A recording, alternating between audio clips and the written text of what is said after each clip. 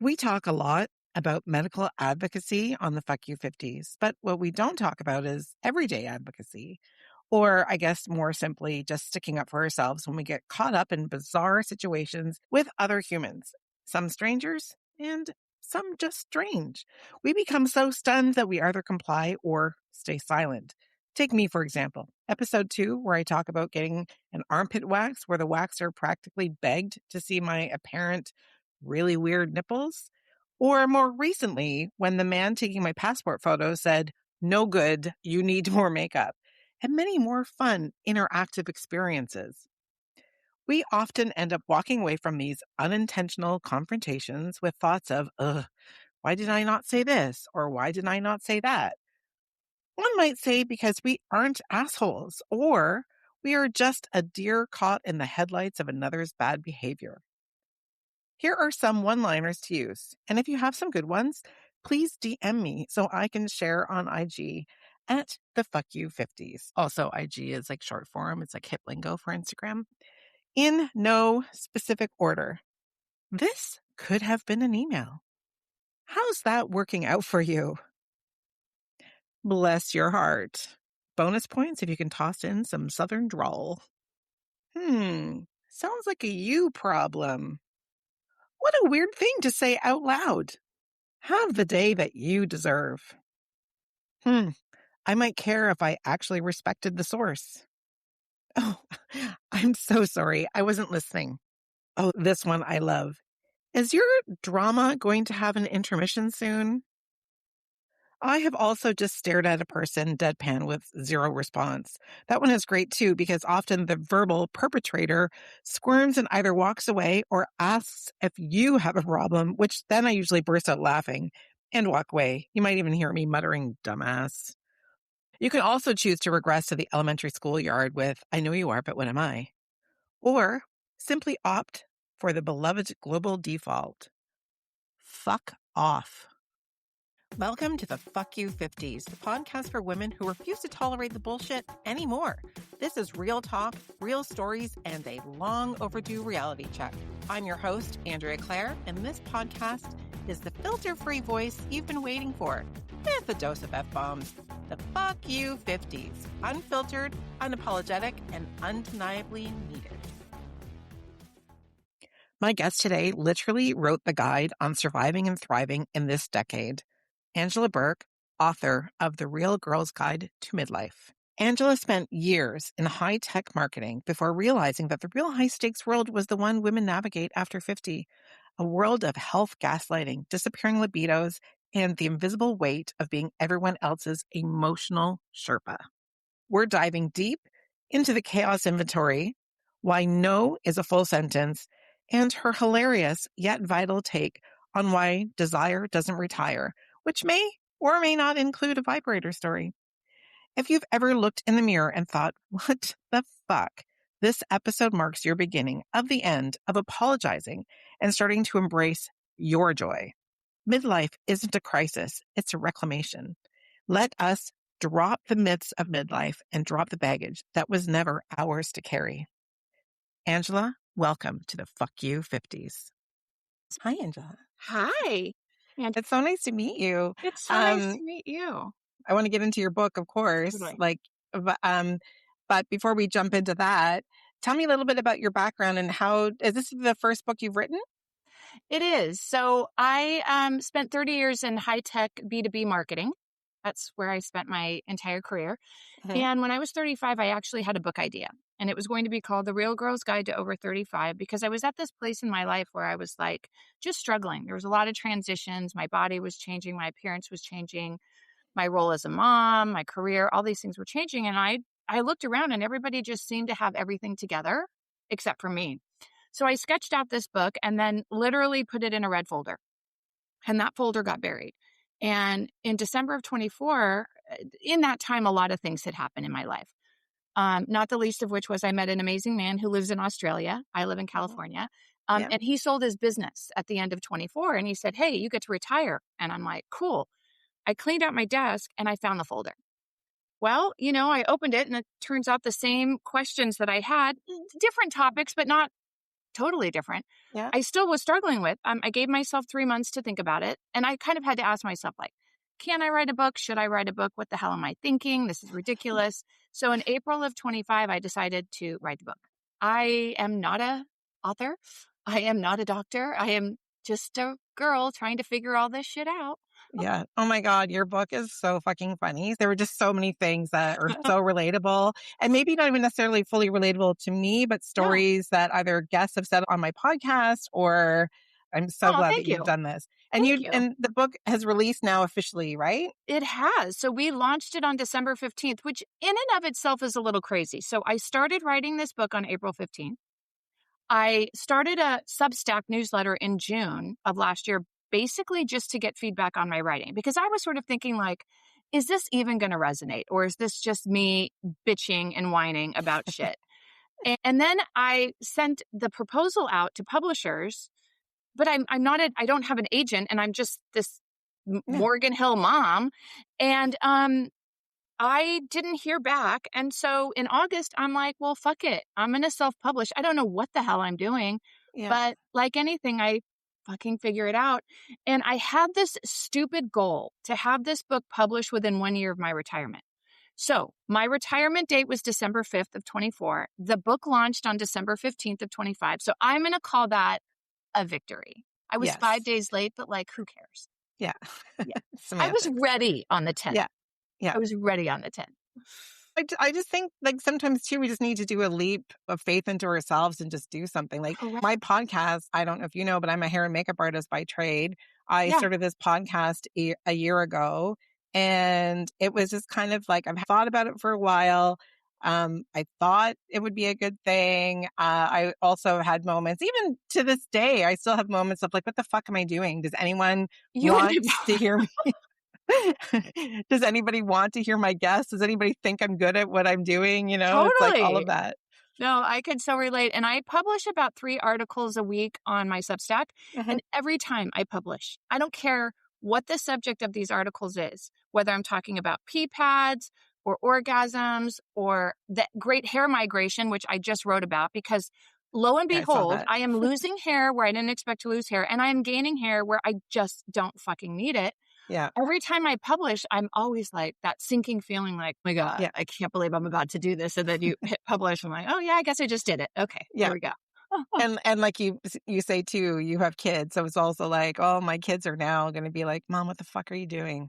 Right. And you know, it's funny because in the book, there's one chapter, I think it's chapter 5, where I talk about meeting my man, but also I talk about my late discovery in terms of pleasure, my first vibrator, really learning about myself. And so I have 2 warnings in the chapter, like to my kids, because I have 3 boys. My man's got 4 kids. So together we have a staggering number of children. But mainly to my 3 boys, it's like, look, if you're reading this right now, please close the book, toss the phone, like whatever you need to do, because I don't think you want to continue. And then at the end of the chapter, it's like, well, if you guys stuck it out, like, you're welcome. I don't know what to tell Yeah. you. You have a lot Yeah. more images of your mother.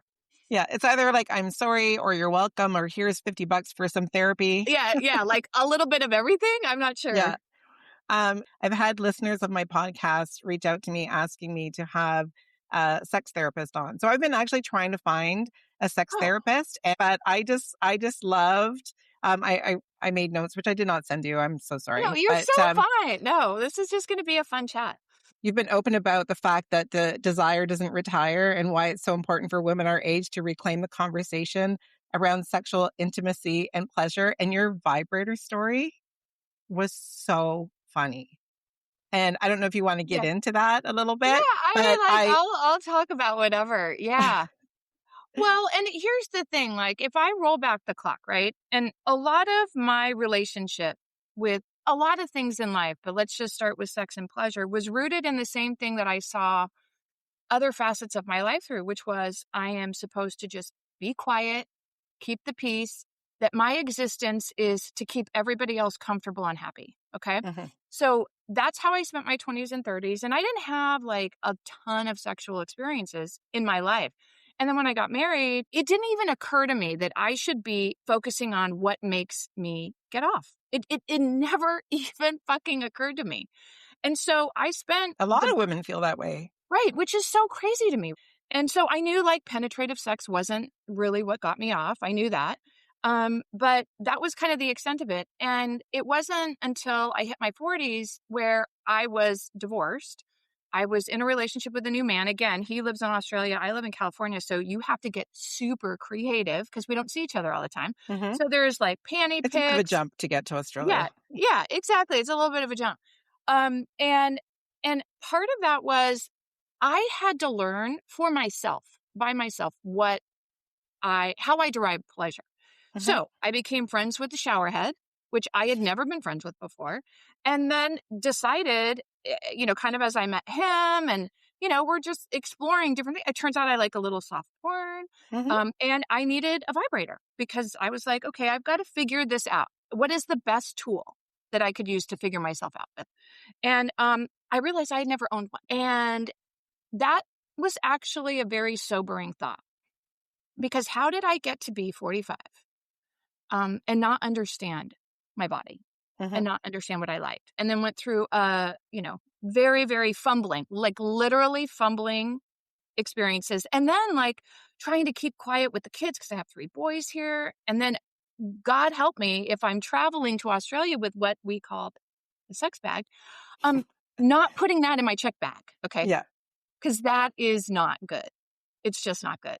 So it really was about getting vulnerable with myself and Hmm. admitting that I didn't get it, but I was going to change that. I've been married twice. I was like, flip my hair, Elizabeth Taylor. But my my current husband, when we were dating, actually, he bought me a vibrator, and it was just kind of like, oh, okay, thanks. Yeah, Thanks. yeah, yeah. Cool. But yeah, and it was funny because it was never really on my radar. I guess Mm-mm. any time it was more like a taboo conversation. Mhm. Friends of mine and I, we never talked about it. Nope. If you talk about it, it was just more kind of like giggly, and it is something that um it's okay. Like it's okay to have one. It's okay to have one. It's okay to say that you want one. And it's okay to go, look, I'm going to spend time figuring out my own body. So I started writing the book. And I met a lot of women who shared their stories, which was amazing. But I also met some experts. One of my favorite interviews that I did for the book was with a woman. Her name is Diane. She's 82. Mhm. And she lost her husband. She herself, in her late 70s, wrote her first book on grief. And then fast forward a couple years, she met a man. And one of the last questions I asked her was, what was the most surprising thing about finding love at 82? She said that the parts still work and I like it. And that was for me like, look, that's the life I want. I Yeah, want to be in my 80s if I desire yeah, to still be having sex, to still make sure my parts are working and to still like it. I want to be able to do those things. And she said it with no shame. It was just like matter of fact that the yeah. parts still work and I like it. And I was like, cool. That's one badass chick and I I want to love be that. her.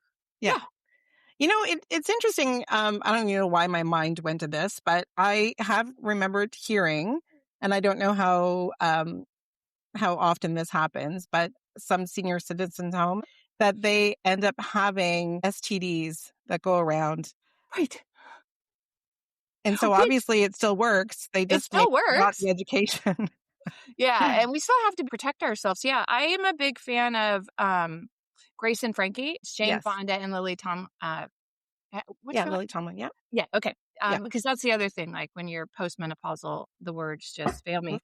But there's a whole kind of season where they create and make their own vibrators for women who are older and they hit a senior citizens home and it's that same thing, like, STDs are like rampant here, but like everybody's buying them. And I think the other kind of takeaway when I was writing this book, which was actually very liberating for me, was okay, so, I divorced in my mid 40s. I'm discovering myself. I have a great partner and we have a very healthy, active sex life. And so far as you can do that with 8,000 miles between you. And then I had exited menopause I was 47 when I, stopped having a period, but I had hit these different waves of postmenopausal symptoms. But fast forward, it was about a year ago where I started to notice my libido was changing. And it wasn't like anything dramatic, right? But I Yeah. just didn't want it as much. And when the time came to do it, I was like, ugh. And again, nothing dramatic, but something was changing in my body. And I was like, I'm not really sure what it is. I had had kind of some conversations with my partner because I'm like, look, this isn't a you thing. It's not a me thing. It's not an us thing. I just don't know what's happening. Mhm. So we like to read books together. And last summer we read All Fours by Miranda July. It was a great book, fictional book. It was great. In this book, though, there's a chart, like a chart that Mhm. plots out the sex hormones, estrogen and testosterone, for men and women over decades, right?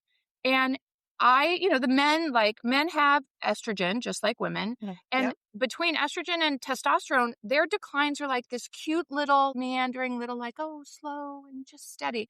Where women, like, you fucking fall off a cliff, right? And I'm reading this book, it's a fictional book. And I'm like, oh my God, here I am, 55. This book was putting, like, it showed me everything that I was feeling. And Yep. so we were reading this book together. He had flown to London. He calls me. He's like, babe, did you get to the chart in the book? I'm like, yeah. He's like, I'm sorry. I'm sorry I've been giving you a hard time. I'm sorry I can't help you. And I'm sorry that this is where you're at. And that's where I was. And that forced me to go to my doctor. And I sat down and I said, look, I'm not doing this anymore. Yeah. I want to enjoy sex. I want my libido to come back. And I finally found a doctor who listened to me. Yeah. That's the one thing that a lot of women, again, guests on my podcast and beyond, talk about the advocacy that we have to do for ourselves and finding a doctor that's actually going to listen. Yeah. And that could mean firing your doctor. So I took that, right? And I Yep. was having other problems. My bladder was out of control. All I did was talk about pee pads and underwear. Yep. My hair's falling out. I'm flashy again. I kind of start to feel ragey again. And then this libido thing. So I go to my OB, 25 years I've been seeing her. And I'm telling her this. And she's like, yeah, I know it sucks, huh? And I sat there and I was like, that's insufficient. Yep. And so I fired her Yep. and I found another doctor. And finally, within the last 2 months, have ingested and introduced some hormones into my life. And lo and behold, my libido's back. It's like groundbreaking. I also, like, for me, I found I was having such a hard time sleeping, and I was waking up in the middle of the night and not being able to get back to sleep. Hmm. And after I got on progesterone, I'm like, oh God, It's a it's so lifesaver. genius. I wanted to ask you, Yeah. in your book, you talk about, because I have pelvic floor issues, and I feel like Yeah. I'm constantly on the quest of trying to, like, fix it. Yes. And you talked about, and I don't know if you um said the results, which obviously it's none of my business, Oh, but no, no, no. I'll tell but you anything. okay, you talked about getting an ultrasound, I did. and did that tell you anything? Was there any results from that? Yeah. Well, okay. So I'll back up. I actually have, it's a funny story, but, cause it's a funny story, but not a funny story. So I noticed probably about a year and a half ago that my bladder was changing, right? And it was frequency and I never felt like I emptied my bladder all the way. Mhm. And it was like the minute I had to go, like I had to go. There was no like slow play, right? If I had to go, it was like stop everything.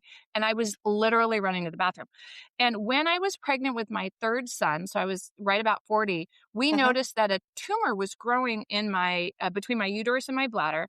And about a year after I had him, I had this tumor removed and it wasn't a cancerous tumor, but it behaved like a tumor. And we didn't get clean margins when my doctor Okay. removed it. So, fast forward, I didn't realize that, postmenopausal, you could have these bladder issues. Nobody in my life talked about them. So I was Mhm. experiencing that. But then I went to my doctor and I was like kind of worried that maybe the tumor started to come back, or maybe I was having like a structural problem with my bladder You're right. tied to this tumor. So she gave me the total brush off. Again, 25 years I've been seeing this doctor. I saw her through every pregnancy. Mhm. Plus, I saw her in combination with my surgeon when we got this tumor removed. And she was like, no, that tumor would grow in high estrogen states. That's not you right now. I just think that this is just old age, basically. So I was like, insufficient. So I found a urologist who also was a gynecologist and she ordered an ultrasound. And in that, thankfully, she found that there was no structural problem with my bladder. Because, like, Yeah. I wanted to rule out, maybe it was because of my history. I wanted to rule out, like, hey, my bladder was intact. And then she did a series of tests just to test, like, was my bladder emptying? How effective was my bladder working? And we ruled out any structural issues with the bladder. And then she's like, okay, now we've got to start thinking about hormones and other solutions, including pelvic floor therapy, because your bladder is fine. So that I Yeah. needed that reassurance that there wasn't like a problem with my bladder. Right. That makes sense. Okay. Yeah. Yeah. Thanks for So sharing that. I started working on like pelvic floor health, which again, I look back in my 20s and 30s and I remember like hearing about, oh, you should be doing your Kegels. Hmm. Um, I really wish somebody would have said, here's why you do them, because you don't want to be in your 50s having to pee every 5 seconds and worrying about leaking in your panties. Yeah. Nobody says that. They're just like, oh, do Kegels. And I remember when I was in my 30s, somebody had said, like, oh, you want to do these because it makes sex more pleasurable. And I'm thinking, for who? For me? Yeah. But You're like, nobody like actually told me why those things were important. So looking back, I wish I would have done them, but I didn't even know how to. for me, Kegels are not my issue. Like I've always done them. Yeah, And when I that's went so to see, good. yeah, and I went to see a pelvic floor like therapist, and she was like, "Your problem is the muscles are too tight from doing too many Kegels, Oh, so stop oh, doing the jeez. Kegels." Just, I might actually talk to my doc. Sorry, Mm. I'm getting into my doctor's appointment, No, but I'm actually thinking I might just ask if they can maybe explore ultrasound just to kind of check things over. I So remember like being told about Kegel, especially after I had, because I have 3 kids. So yeah, after I had the kids, and I remember people explaining it through the lens of making sex more pleasurable. And now yes, looking back, yeah, I really think it's like for whom? yeah, yeah, I yeah. don't think it You're was right. for my pleasure. Yeah, I totally agree with you too, because I have 3 kids as well, and that is they always said that about tightening it back up again for better sex, the And I'm Kegel. like, oh, okay, you're welcome, ex-husband or whatever. Like, is that what I was Yeah, supposed to do? But what was kind of, well, I guess not funny, but so I do this ultrasound, right? And it just goes to show you. So you mentioned something that I think is important. It's advocacy and education. So it's like our jobs are never done, right? So you yeah, start your period when you're 11 or 12 or whatever. It continues. Then you go into perimenopause, which when I was going through it, that wasn't even a word. Nobody yeah, talked about it. yeah, yeah, Then you get through menopause. Then I really thought I stopped my period and I get to turn in my car and I was done. Turns out that's not true. Um, so then you've got to educate yourself along the way. You've got to advocate for yourself. You've got to, interview, fire, re-interview, onboard new doctors. It's like the work never ends and the, indignities never end. But ironically, I had to do this ultrasound with a full bladder. And I'm like, do you know why I'm Oh my here? god, that would be a fucking Like, so nightmare. I put one of those, like for dogs, there's those pee pads. I Yes, put that in my car and I brought a new pair of panties and a new pair of pants because I thought there's no fucking way I'm going to make it 25 minutes out from my house and not leak all over my car. So yeah, that's how I got to the ultrasound. And I also used that pee pad coming back because I was still like yeah, draining. yeah, So I get there and I was trying to be cute. I was like, oh, these used to be far more fun when you were here to look at your baby. So get through the ultrasound.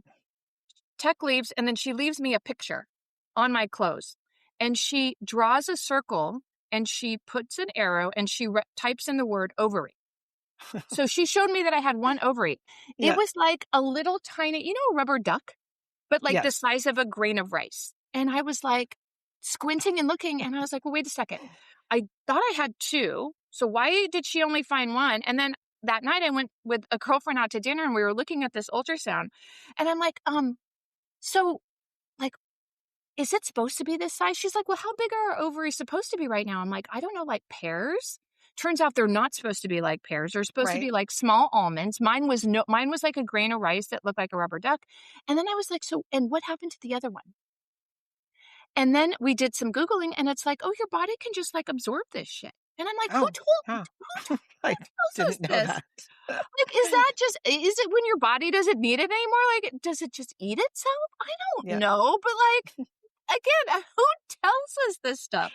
you're like shriveling up and dying from the inside. Literally, it explained everything. I'm like, okay, yeah, no wonder. It's like, forget the size of a small almond. Mine was like literally a grain of rice that looked like a rubber duck.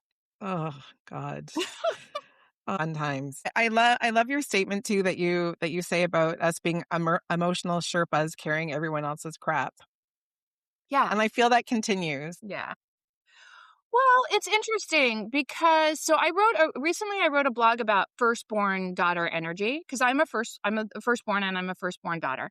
So you Yeah. kind of take that with you know this idea that I sort of lived most of my decades being the quiet one, being the easy to get along with one, being the one that played small, but being the one that carried everybody's load, right? And that's just what I did. And I Mm. didn't seek out to do it, but it was my natural role. And then as I aged, it became the story that I told myself, which was I have to be the small one. I have to shrink. I have to keep everybody around me happy and comfortable and content at my own expense. Yeah. And that's a fucked up story. And it's a fucking burden. It's a load that no one person should have to carry.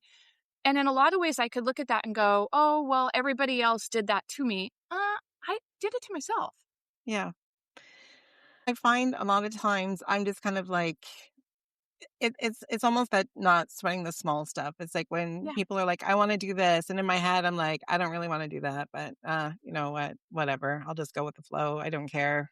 And it's funny because some things I don't really care, but I do find that I do that a lot and just kind of, you know. This is our problem, right? And it's like to, go along to get along. And there were a few things that, I adapted to in my 50s and certainly became much more important to me as I started writing the book. And that was even the concept of saying no, right?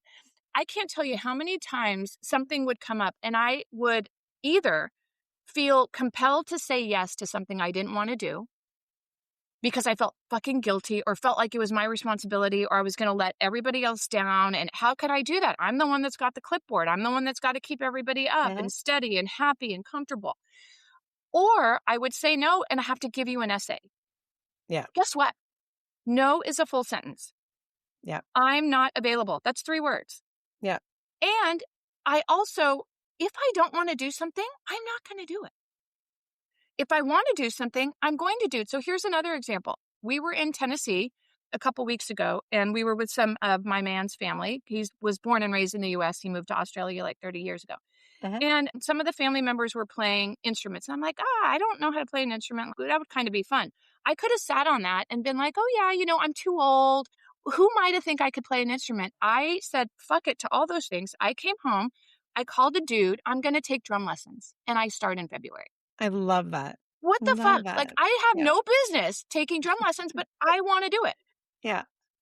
But getting back to this, it starts with the mental headspace, right? Which is for me and for a lot of women I talk to for the book, it's I can't say no to this thing, or I can't say to this person, I'm tired or I need help, or fuck, I have an opinion about something. Mhm. That all changes. And I think a lot of it is biological because a lot of the hormones that are leaving our systems were meant to kind of keep us soft and neutral and like And palatable nurturing. and Yeah. nurturing Yeah.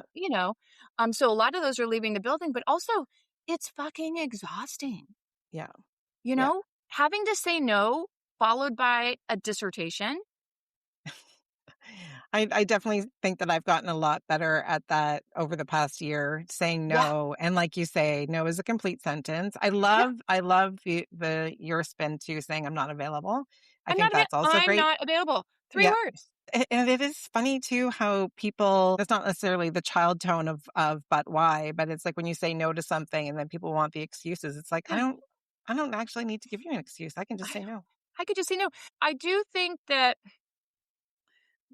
reality, right? It is so liberating and freeing. And again, they don't take a lot of words. I'm not available, 3 words. I don't agree. When we sit on our opinions and we watch something happen and we're like, hey, who am I to inject myself Hmm. into this? I don't agree. That's 3 words. I'm tired. There's another one, right? Like, Yeah. can't tell you. Do you remember that whole, oh, as a new mom, you should sleep when the baby sleeps and Oh yeah, blah. yeah, yeah. That was such a fucking joke.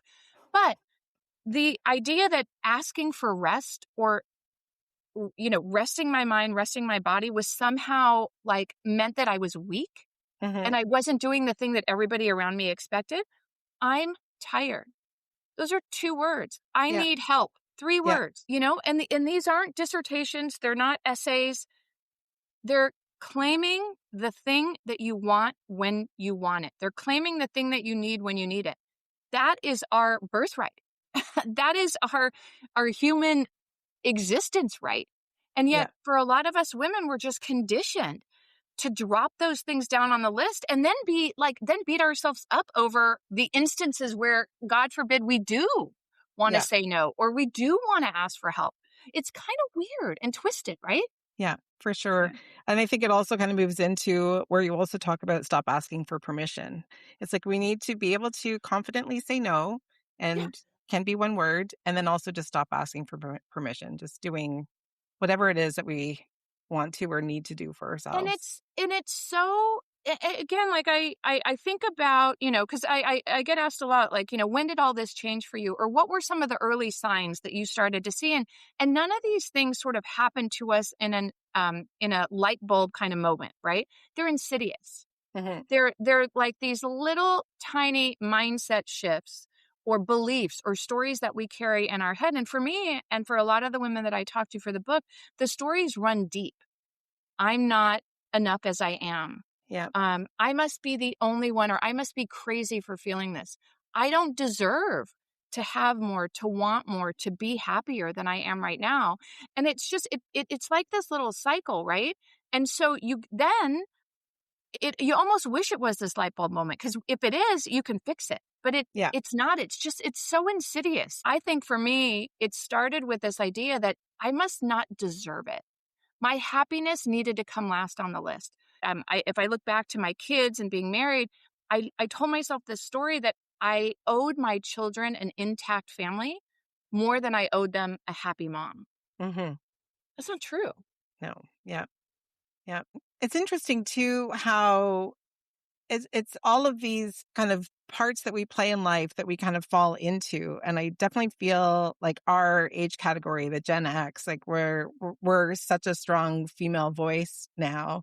And with my podcast, I've had so many women that have messaged me saying, I listened to this episode. I I felt like empowered from this, or this was so relatable to me. And I I love hearing from people and hearing. I mean, it's sad that we all feel the same way, but in a way, it just kind of is giving people that power of Hmm. saying, like, like you're how you're feeling is how you're feeling. There's a lot of truth in that. So, and Well, I there feel like your is. book too. Like you're like honestly, I hope that everyone that listens to this podcast, I have to say they need to get your book. It's so brilliant. Thank you. Like it's funny, it's educational, and it's relatable. Thank you. And I think that you're right. And I think the trap that some of us, and I'll talk about myself, that Yeah. I fell into in a lot of aspects of my life was like I somehow felt like I needed a perfect plan, right? Like, so A, I needed a perfect plan. B, I had to sort of seek permission or validation to claim parts of me in my life like that. No, I don't need permission, or I don't need to apologize for having a thought or having a feeling or wanting something or not wanting something. And I used that. I apologized. I would seek out permission. And then I somehow told myself like I had to have this perfect plan. And the reality is you don't. Yeah. It's as simple as I am going to like pick a thing this week that you're going to say no to and just say no. I'm not available, whether it's Yeah. an invitation or a request of your time or your energy. I'm not available.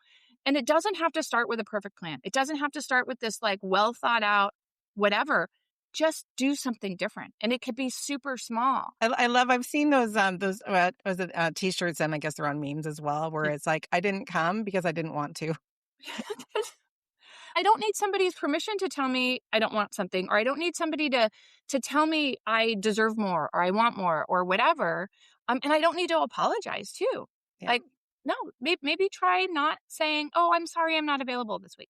Yeah. Maybe just try saying, "I'm not available." There's It's hard though. Canadians, we have to apologize all the time, otherwise we get our passport revoked. I love it. I love it. No, it's really hard. Like but I do think you don't need a perfect plan. It Yeah. doesn't need to be. Like midlife is not necessarily about blowing up your whole life. It's Right. about deciding Yeah. I'm going to live the next I hope we get a few decades left differently. I'm going to stop listening to the voices that were probably never mine to start with, defining who I am and what my place is in my own life. And I'm going to start to claim the things that I want, because my happiness, my pleasure, my satisfaction, my peace starts with me. I don't exist for the comfort of everybody else. Yeah. I just don't. And again, it's not like blowing up your whole life, but it's about taking small steps to Yeah. reclaim. And I think that there's also, for people that are listening to this podcast, you don't even have to search for what is it that you need to stand up for. Like, if you're happy with how everything is going, that's great. It's Claim just, it. and yeah, and there could just be like one little thing where it's like, well, I wish, I don't know, I can't even think of an example, but I wish I could, maybe do X. Well, then just go and do whatever that Just X do is it. for you. Yeah. Like, Yeah. take drums. If you decide, like, hey, I want to take drum lessons, do that. I think a lot of people get twisted up too in appearance, right? Yeah. If your appearance is important to you and you decide, like, hey, I'm not loving the fact that my eyebrows are falling out, go make that change. You don't owe anybody Yeah. a reason. You Yeah. don't need to ask for permission. You don't need to justify what you're doing. Go do it. If it makes you happy, go do it. And Yeah. if you decide, I don't give two shits about my eyebrows, don't fix it.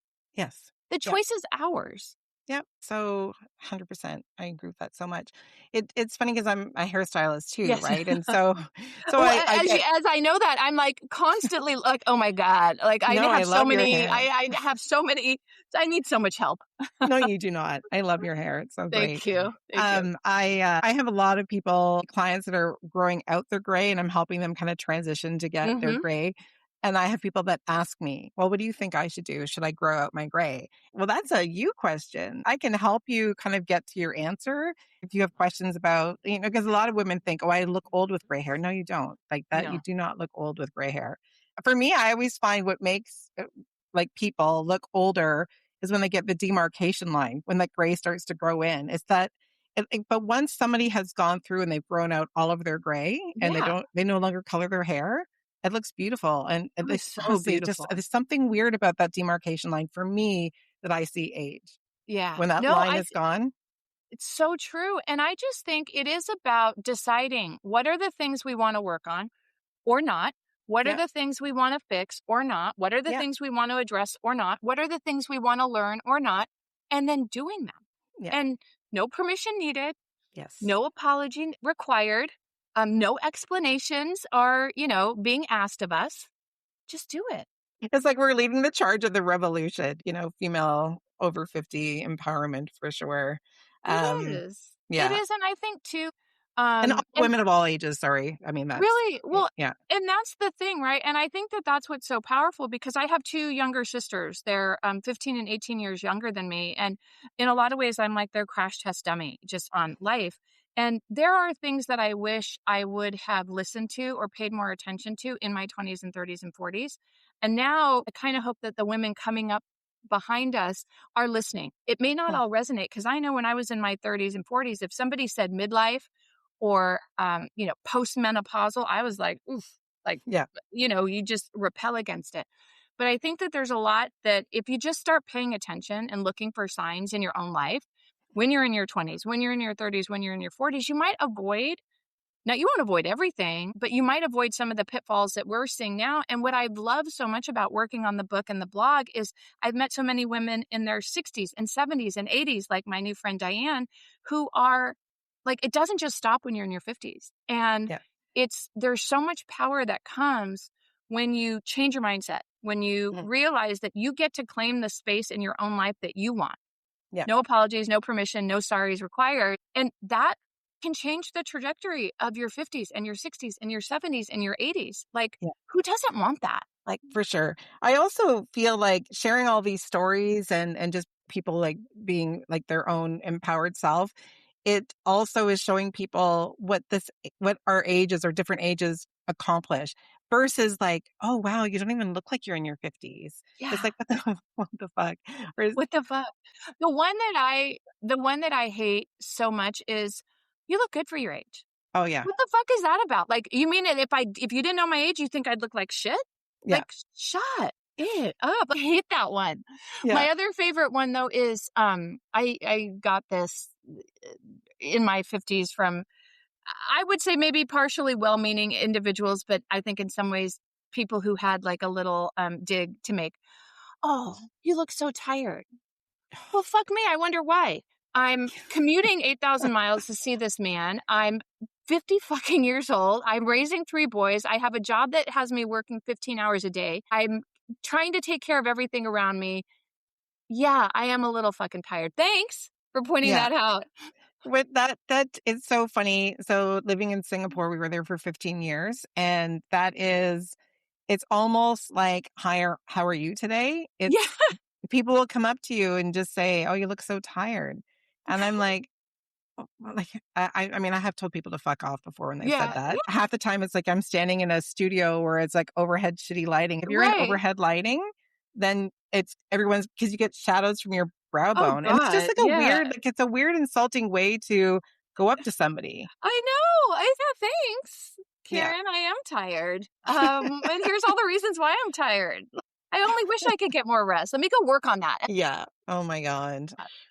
Uh, I wanted to ask you too about you talk about the chaos inventory.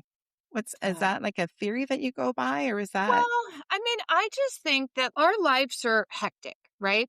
And I think a lot of and I'll speak for me and a lot of the women that I interviewed for the book. A lot of that chaos we inject in our life is of our own doing. We are responsible. And so for me, what I find that I have to do, because look, with all these practices and all these mindset shifts, I'm a people pleaser by nature. I find myself falling into these patterns. But for me, chaos is a big thing. And when I was younger, I would almost seek out things that felt really stressful and chaotic because somehow I got like some high off of it. And I Hmm. felt like, oh my God, this is like charging me up. But really, what it was doing was it was depleting, but I wasn't even smart enough to recognize it. So I think this idea of a chaos inventory is like, number one, how much of what might feel chaotic in your life is self induced? And like being really honest with that, looking Yeah. for signs that your chaos, inventory list is getting high. What of those things are things that I'm deriving pleasure from? Because maybe some of the chaos you are deriving pleasure and there's Hmm. a benefit to it, and that's cool, but maybe not. But being aware of that is creating chaos in your life, what of that is of your own doing, and what do Yeah. you want to eliminate? For a I guess real, I do that with yeah, like drama because I've had a lot of yeah, drama in my same, life. And I guess, yeah, same thing, right? Like I've yeah, just decided like I'm no longer having drama in my life. So it's kind of like, and like you say, some people do thrive from drama and you have to kind of self reflect going, is this you me? Am do, I thriving from this yeah, or do I need this out of my life? yeah. So I guess that's kind of the same thing as that chaos inventory, right? It's exactly the same thing. That was so well put and such a good analogy. And I think it is just being present, right? It's acknowledging what's happening in your world, asking yourself, what am I getting from this or not? Is it hurting me? Is it helping me? And then what do I want to do differently about it? And it's looking for signs and signals. Because Yeah. sometimes if I look back at like the hairiest parts of my 30s and 40s, hindsight, I can look back and go, man, that was like fucking tumultuous. Yeah. But in the moment, I would never have seen it that way.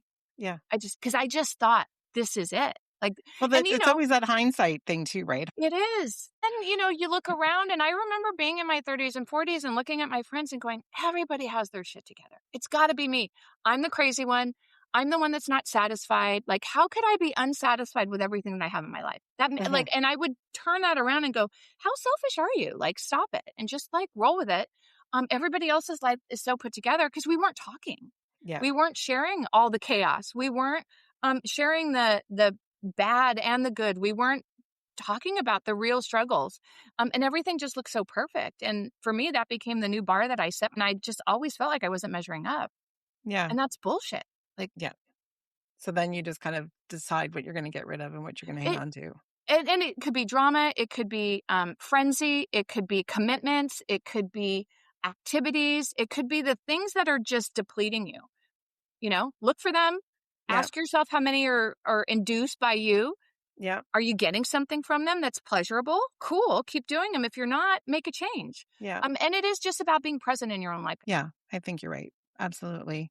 And I think it kind of circles back to also the whole saying no to things. Yeah. That's so big. The other kind of gem that I loved from your book that you talk about is like mirror, mirror, what the fuck? I Oh, find that for me, it's like with the camera, I'm in a vanity industry. Like yeah. that's just part of like the industry I'm in. And I when I first started my podcast, because obviously most of what this is audio. With people's Right. permission, I put little teasers on my Totally. Instagram, but otherwise it's basically the audio, right? Yep. So when I started, I was doing my makeup, I was like having lights, whatever. Then I kind of thought, looking at myself, being hard on myself, going, God, I look like shit. Why am I even bother putting in that effort? Right. So then I stopped. I was like, I'm just going to sit in front of my desk and just have a shitty light that'll have a Yeah. bounce a bit of light in my face. I don't really care about makeup anymore, whatever. And then I started reflecting back on a bunch of episodes going, well, now I don't really have anything that I'm comfortable teasing on my Instagram because I feel like I look like shit. All my guests, Right. I'm always like, my guests always look great. I look like crap. So today I'm back with wearing makeup and actually lighting Yeah. myself and I'm standing in front Yeah. of natural light. Nice. But again, it's like that mirror, mirror, what the fuck, or camera, camera, what the fuck. Oh, yeah. It's like, wwho is like, that is I not know. how I look at all. No.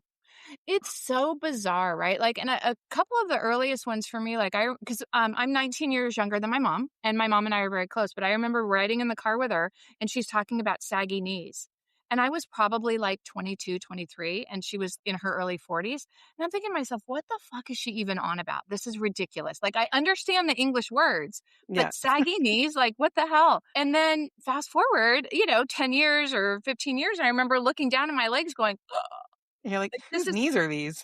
but it is, yeah, whose knees are these? Whose elbows are these? Whose, Yeah. like, whatever it is. And somebody had asked me when I was writing the book, like, oh, you talk a lot about appearance and outward shit. And it's like, look, for me, that was these were the first signals of aging, right? Hmm. The way I looked was changing. And it doesn't make me vain. That's the first Yeah. thing that I noticed about Yeah. aging. And it's And that's okay because harsh. that's for you. That's what you're That's experiencing. for me. And if I wanna change some shit, if I wanna tweak some stuff, if I wanna try to soften anything about the process of my appearance, those decisions are mine. Yes. I don't owe anybody an explanation, but they are harsh. It is, Yeah. because every day I still look in the mirror. I'm like, "Mirror, mirror, what the fuck?" My new mirror, mirror, what the fuck has been, like, like, my hairline, it's not receding, like, so I just wanna, like, I'm very grateful. I do not have Yeah. massive issues with my hair, Yeah. but I am noticing a different line for my hairline, and I'm like, "Mirror, mirror, what the actual fuck is happening with my hair?" It's like, why do you fucking hate me, mirror? Um, Really? I can say because I've had clients ask me to when they're asking me to look at their hairline for them. Sometimes the illusion that your hairline is thinning out is because of the gray and white hair and the Oh, contrast. maybe. So you think it might be that. And I always tell let me get into my hairstylist speak. Yeah, I always please. tell clients if you're concerned, if you feel like your hair is thinning, see a dermatologist. Yeah. Because it could be hormonal. There's so many like Yeah, things that it could be. So if that is concern, definitely go and tick that box. And then the other 100%. thing is when your hair is down, if you take your hands and you run your hands through, and if Mhm. you get a clump of hair every Yeah. single time, Yeah. then that's to ask a doctor about that for Okay. sure. That's good. And then this I'm not 100% sure, so I'd ask a dermatologist, but I've heard that what helps with the hairline too is if you get the microneedling. But I would not take my Oh. word for that. I Yeah. would No, no, ask no. a Oh, dermatologist. yeah. Well, and Yeah. I think you're right. It is like noticing again, it comes back to this theme, right? Pausing, taking notice, taking inventory of what's happening and deciding, is this something I want to do something about or not? And that's like reclaiming. Yeah. It could be your appearance, it could be your hair, it could be something a lot bigger. It could be something psychological, it could be something physical, but it is just about pausing and being present and what is Yeah. happening in my life and then doing something about it. But these are good tips. But the other thing I will tell you, that happened to me, oh gosh, probably about 4 or 5 months ago, I was like and I don't put a ton of makeup on, but whatever, I was doing my makeup and I see this, like, I must have been putting on mascara because I'm looking up my nose and I see this like little glistening thing in my nose. And I was like, I fucking had a gray hair in my nose. Yeah. And I'm like, what the fuck is that? So then my very next thing that I did was I went on Amazon and I got nose hair trimmers. So And I don't mean to laugh. I just but no, and yeah. I am obsessed with my nose hair trimmer. It was one of the best purchases I made. It was Yeah. $6.99. Yeah. But the discovery was horrifying. Well, Nobody tells I'm you that gray hair can come in no. your nose. Yeah. I'm getting gray hair in my eyebrows. And I do have to say though, the very first gray hair I ever saw in my body was in my pubic hair. Did you? The very first one. Oh my God. I remember just being devastated about it. No, I don't think I have enough there. Although I just wrote a blog. It was called The Great Hair Migration, Midlife Hair Yeah. Migration, Yeah. because what I am noticing about the down there bush situation is it's like somehow less, but more and Yeah. like longer. The whole combination of what is happening in my bush is so perplexing to me right now. Okay, let's talk about the bush. Let's just talk about I the bush. so I was going to a dermatologist. I have an autoimmune disorder, so there's like all this list Yeah. of like things I need to get checked Yeah. regularly. And I had noticed that basically I have this bald patch Okay. uh in my pubic area. So it's Okay. like a circle, like literally in the middle. And I'm like, is this like alopecia of my vagina, I guess. I don't know. Um, but I did go to the dermatologist with that on my list. And she was like, yeah, that's age. And so I've got like the hair growing down my legs. And yeah, I mean, it's red hair. So it's interesting. It looks kind of like, let me describe it for you. Yeah, please It, do. it's almost like that man when the man balds in the middle, but I've Yes. got that down there. So, okay, I just okay. have to do a So comb over. this is what, so I have, okay, so I think I've now entered my fullish bush era. So I kind of don't give two shits about what's happening down there. It turns out, which I didn't even really realize until one day I looked down. I'm like, wow, this is a whole situation. So it's Mhm. not like this beautiful bush. It's like oddly patchy, but also in some parts oddly long. Yeah. And I'm very confused by this. So then I had to go in one day and like trim it, but I didn't shave it and I didn't wax it because I used to wax and I did all the things. Yeah. But now I'm just like, I don't care. Yeah. But it's a very weird mix of patchiness and volume, but not fullness, and Yeah. length, but not good length. It's very weird. So I almost feel Okay, we're like like it's a Bush little, sisters. we are like Bush sisters. So it's a little bit of like a comb over situation with maybe like a little bit of like a straight patch and then a curly patch. So Yeah. we've got a lot of things happening down there, I've noticed. And then Yeah. I just realized, like, do I care? I had asked myself, do I care? And I'm like, well, maybe I care about the length. So I dealt with that, but I kind of don't care about anything else right now, it turns out. Yeah. You're like, how many people are going to be seeing that? Really, not many. But the whole gray thing, I'm going to have to now start looking because I haven't been. And then also, I'm sorry, we're not the first women to go through this. Why are people not talking about this? Like, I would like to have been warned in my 30s and 40s, like, hey, Yes. just so you know, you're going to get gray eyebrow hairs, gray nose hairs, and you're going to get pubic hair that turn gray. And you're Well, going to, see, like, that's why it's up to us now. We're the voice. Jesus, We're- our jobs just don't well, end. I have three daughters. I have one that's 30. Gosh, is she 31? Oh my God, what's the math? What? Um, and yeah, 31, 29, and 17. And Yeah, so they can listen to this. Although I think my 17-year-old stopped listening to it. She's like, how many episodes can I listen to my mom talk about her pelvic floor and peeing her pants? I don't want to listen anymore. I know. Well, and I have three boys, so you can imagine their complete and utter nauseation about everything I talk about. They're like, "What the fuck?" But I do hope that our young friends do just listen. Like, and you don't have to do anything about it now. And you might Yep. be like scared, and you might be like putting your hands up and going, "Midlife, what the fuck is that?" That's fine because I was Yep. there too. I was in total denial. But just pay attention, Yeah. Now you have the and information you'll because thank we know what us. we're talking about. You'll thank us later. So true. Yeah. I wanted to say too, you talk about the gaslight epidemic Oh for women yeah. over 45 is the whole wait it out, lose weight, and calm down mantra, Yeah. which we all obviously need to keep that in the 1950s. That has no business being, None. being here. No, but it's so many women experience this. So a lot of the women that I talked to in writing the book and a lot of experts that I talked to described a situation that looks like this. Woman in her early 40s starts to see changes with her mood, her periods, her overall like interest in things that used to interest her. She's getting more tired. She goes to her doctor, and this is what the doctor says: I'm going to put you on Prozac. There's one example of medical gaslighting. That is Yep. ridiculous. And look, if you need that, and that has been a diagnosis that you've come to with a trusted doctor, absolutely take care of you. But that's the first response.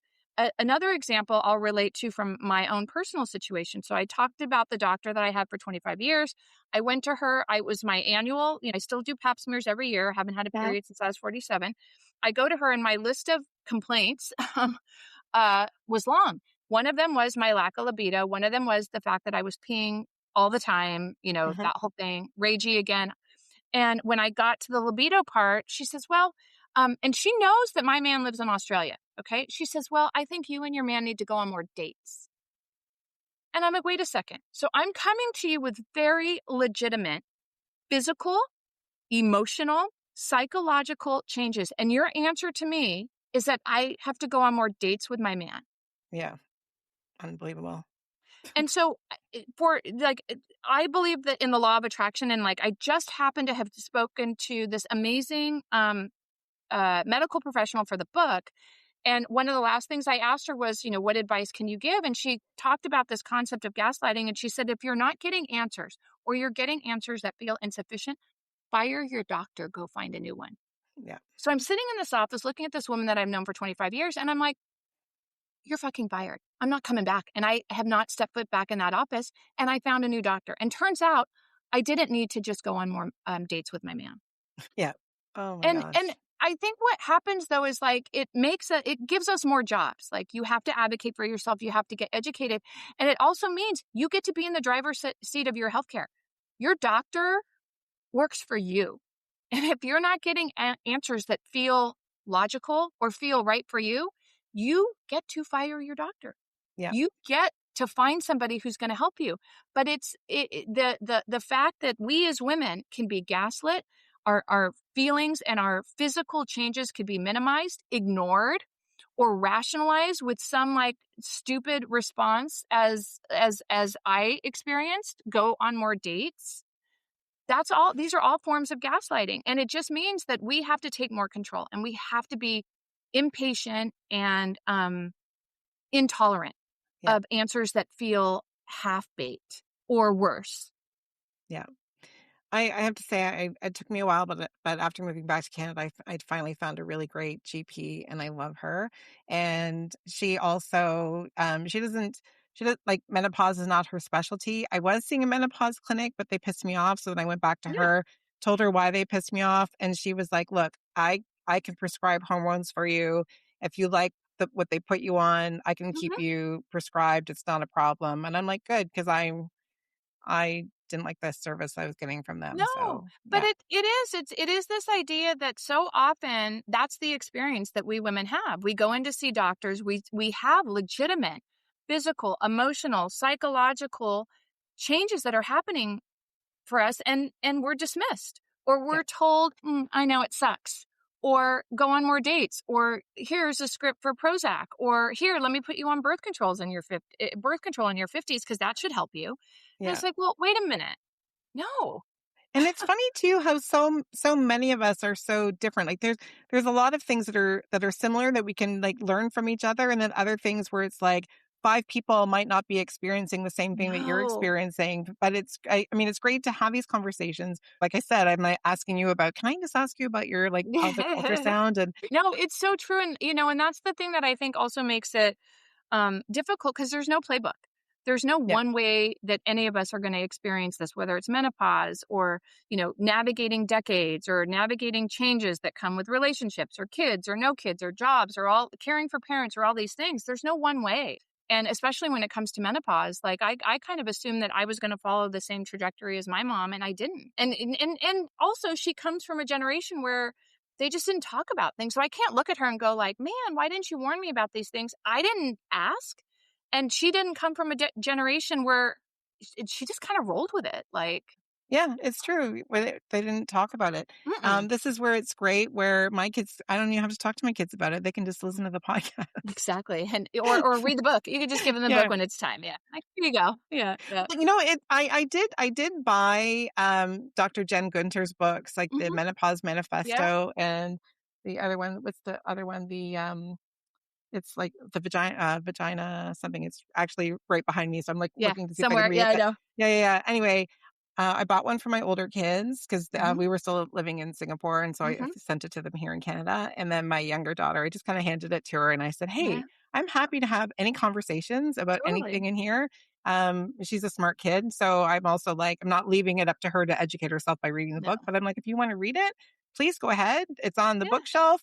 You can take it in your room, read whatever you want, ask me questions." I feel like it's, again, becoming more and more people are sharing these conversations with their kids, I but think, look, everybody's gonna do the thing that they feel comfortable doing, but I look at women, younger women especially, whether they're your kids or whatever, they're gonna benefit from the fact that we are being brave and we are being so vocal and humble and vulnerable by sharing all these things because it'll make their experience a little bit easier to digest and make you more aware. yeah. Like even my sister said, "Hey, before you started writing for your blog and before I read your book, I noticed that my periods were changing. I never would have thought to even broach this with my doctor." Really? Speaking of, Mhm. in your book, I didn't want to reference your book too much because I also Yeah, want to have enough yeah. teaser out there that people are going to No, be like, I I need to love get this it. I book. love it. Um, so you speak to, I think it was a nurse because I didn't write her name down in my notes, but talking about midlife insulin resistance, and Oh. ditching the hidden sugars. She was talking about some people that get the glucose monitor. Have you Mhm. tried that, or do you know someone that has to monitor their own glucose Mm, without having yeah. diabetes? I have not done that myself, although I just went for a big round of testing on a variety of different levels. One of them was A1C, and my level was just a little bit elevated, not in a dangerous Uh-huh. zone, but elevated for me based on where I was 6 months ago. So we're not doing anything right now, but we're going to test it again and just kind of watch it. But What's I what's A1C? Is that your that's it's sugars, and, okay. I might yeah, I think it's A1Cs. It's like your glucose and your sugars, it's kind of in that family. I should say I'm not a doctor, I'm not a clinician, No, so I I understand, kind of yeah, for sure. I speak, as a patient here, but I don't know anybody who's done it yet. However, I did speak to a couple of folks who reached out on my blog who said that they are having a conversation with their doctor because the same thing happened to them that happened to me, which was like their A1C or whatever level was tested was just a little bit elevated for them. Mhm. So I think again, the more data you can put in your hands and figure out what is normal for you, better. Yeah, So I just haven't done it myself, but I will report back. okay. Um, but that was one where I was like, it never even occurred to me that I would remotely have a problem there. Yeah. And with the fact that my doctor brought it up, I was like, ooh, that's huh. I did the 23andMe thing, and I know that Oh, they okay. say, like, you should not take that as advice, but one of the things that it says that I can be at risk for is it type 2 diabetes? Which I'm Yeah, I think not, that like, that's yeah. yeah, of course, like, that's part of, like, when I get my blood work and everything Yep. done, and it's always normal, like, knock on wood, it's always normal, so that's good. Good. But in your book, when that person, I think it was a nurse, sorry, Yeah. was talking about hidden sugars, there's things that are not hidden sugars that that are very clear, like the chocolate Yeah. that I'm eating is very much not a hidden sugar. But there's a lot Um, that is hidden. I think it's Chris. It might be Chris that talked to, and yeah. But even things like that seemingly are, healthy. If you just stop and pay attention and look for some of those hidden sugar, like I wouldn't even think about it. So I certainly am a little bit more aware. It doesn't mean I don't have a sweet tooth. It doesn't mean I mhm, still don't make probably piss poor choices when it comes to my nutrition. yeah, But I just I don't know anybody who's done that yet. Although I was just at a gym recently because I usually work out here at the house, but I was at a gym and I saw like four women wearing those little glucose monitors on their arms. I'm starting to see it more. So I think we're yeah, just again becoming more aware of what is happening in our body. yeah, We want more data to mhm, inform and we're getting smarter about things that we can control. And yeah, nutrition, hidden sugars, those are things that we can control. yeah. So why It not focus on those things, especially for longevity purposes, right? Yeah, absolutely. I was talking to somebody about this the other day and just how we get told by our doctor, actually, it was my older daughter. We get told like, oh, increase your fiber, but no one actually explains why. They just say, Right. oh, you should increase your fiber. Oh, you need to add more protein. And you kind of like smile and nod and go, okay. And maybe that's on us to, go, okay, but why should I be increasing my Yeah. fiber? Like, what is the reason for if my body is working normally? Yeah. Seemingly, why do I need to add more fiber? And so again, maybe that's on us to push back and say, why do I need to do this? But one Yeah. of my previous guests, she is a registered dietitian nutritionist. Mm-hmm. And she was talking about how GLP-1s, which, a lot of people are microdosing, it's part of like Yep. Ozempic, whatever. But GLP-1s, I didn't know this, is naturally occurring in your body. And that's one of the Oh. reasons why doctors tell you to increase your fiber. Hmm. And I can't get into the whole science of Yeah. it because No. I'm not a doctor, I'm not a scientist. But Yeah. when she was saying, I was like, well, I didn't know that. Like it's See, so, again, and like, yeah, like things that it's kind of like oh, if someone explains it to you and you're like, anyway, but I don't want to get too much medical speaky because that's obviously not, clearly not my thing. not mine. The other thing that I love in your book where you talk about if I were a room, Oh, yeah. and how you tossed out the old cedar chest where you once buried your feelings and leaning into the quiet instead of running from it. Yeah. I spent a lot of decades being really unsure about whether or not I deserved to feel the things I felt or that I had to hide the way I felt because the way I felt would ruin the vibe of everybody around me. That's just so crazy. And Mhm. it's exhausting and it's wrong and it's destructive. And I don't do that anymore. I don't apologize for my feelings and I don't run from them. I don't seek validation. Like, am I entitled to feel this way? Fuck that. And I don't apologize for them anymore. Yeah. I just don't. And if my feeling makes somebody uncomfortable, that's not on me. That's on them. Thanks for tuning in to the Fuck You 50s. If you enjoyed this episode, please take a moment to follow and rate the podcast. And we would love to connect with you on Instagram. So be sure to follow us at the Fuck You 50s. The Fuck You 50s is hosted by Andrea Claire. See you next time.